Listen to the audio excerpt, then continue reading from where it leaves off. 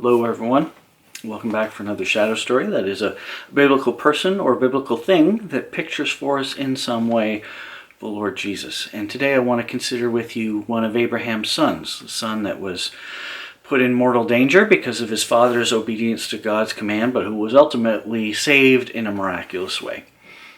And perhaps you're thinking of Isaac, and that description certainly applies to him, but I'd like to consider with you today Ishmael. And it's interesting that Abraham's two sons in back-to-back chapters, Genesis 21 and Genesis 22, are both put in life-threatening situations but are ultimately delivered in a miraculous way. I would propose to you that those two chapters picture for us different facets of the cross. In Isaac's case, from the perspective of the father, and in Ishmael's case, from the perspective of the mother. So that's what I'd like to consider with you today. Start with a quick refresher on Ishmael's history. You'll remember that Abraham was promised that God would make of him a great nation, but after many years of waiting, he and his wife Sarah hadn't had a child of their own yet, and so they decide to take matters into their own hands, and Abraham fathers a child, Ishmael, through Sarah's handmaid Hagar,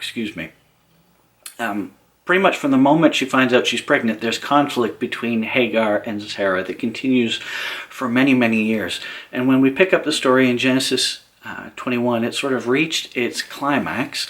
By this point, Sarah has had a child of her own, Isaac, and she's had it with Hagar and with Ishmael, and she tells her husband Abraham that they need to go.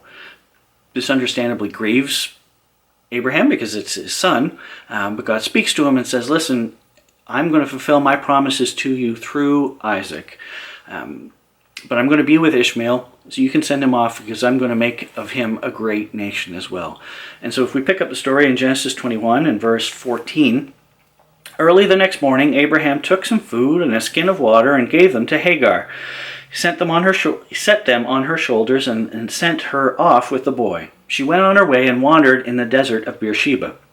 When the water in the skin was gone, she put the boy under one of the bushes. Then she went off and sat down nearby, about a bowshot away, for she thought, I cannot watch the boy die. And as she sat there nearby, she began to sob.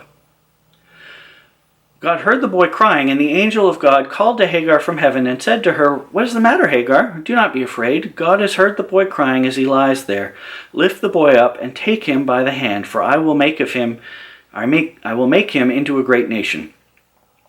Then God opened her eyes, and she saw a well of water, so she went and filled the skin with water and gave the boy a drink.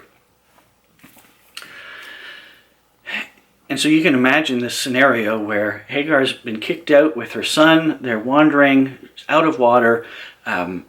She thinks her son is going to die. She lays him there and goes off a distance, and there's nothing that she can do. And it must be a horrible feeling as a parent to be in a situation like that, knowing there's nothing that you can offer your child, and she's essentially just waiting for her son to pass.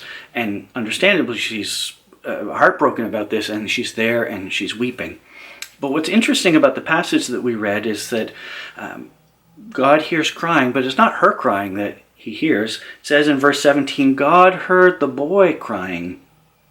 And when the angel speaks to her from heaven, angel says, God has heard the boy crying as he lies there. And so it was because of God's hearing of Ishmael's cry that this miraculous provision is provided, and there's water, and they're able to go on, and God fulfills his promise to Abraham and ultimately Ishmael and makes of him this great nation. And if we compare and contrast with the story of Isaac, we can see that Isaac was the son who was spared. At the last moment when Abraham raises the knife, right, and is going to strike down his son there on the altar on the top of Mount Moriah, God intervenes and stops him. And a provision is made. A substitute is provided. There's a ram there in the thicket. And so Isaac comes off the altar, and the ram goes up on the altar and dies in Isaac's place. Isaac was the son who was spared. Ishmael we can think of as the son who was heard. He's there, he's thirsty, he's dying, and he's calling out, and his cries are heard by God, and God answers and provides the water that he needs and spares him.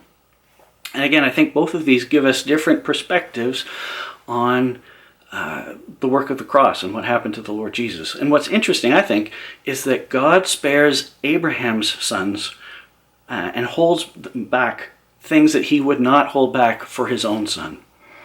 Isaac was the son who was spared. A substitute was provided, but Jesus is given no substitute because he is the substitute. And so he dies there on the cross for each one of us. At the same time, Ishmael is the son who was heard. He cries out and God delivers him and saves him. But there on the cross, Jesus cries out and no deliverance is provided for him. And it's a similar scene with the mother nearby, no doubt weeping as she sees her son hanging on a cross, and he cries out. And whereas Ishmael was heard, an angel intervenes and water is provided and Ishmael is saved. When Jesus cries out there on the cross, my God, why have you forsaken me?" heaven is silent.